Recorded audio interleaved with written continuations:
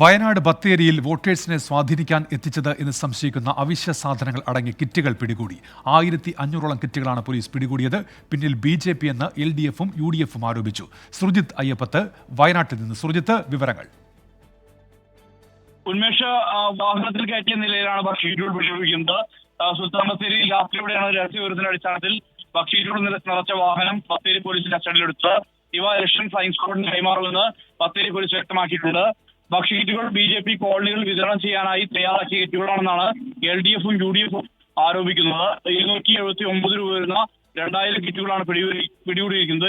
ഇതിൽ പഞ്ചസാര, biscuit, rusk, ചായപ്പൊടി ഉൾപ്പെടെയുള്ള സോപ്പ് പൊടി ഉൾപ്പെടെയുള്ള കിറ്റുകളാണ് ഇപ്പോൾ പിടികൂടിയിരിക്കുന്നത്. എന്തായാലും ഇതുമായി ബന്ധപ്പെട്ട് ഈ തെരഞ്ഞെടുപ്പ് ഓഫീസർമാർക്ക് ഇത് കൈമാറും എന്നുള്ള വിവരമാണ് പോലീസ് വ്യക്തമാക്കുന്നത്. സുർജിത്ത് അയ്യപ്പത്താണ് വിവരങ്ങൾ നൽകിയത്.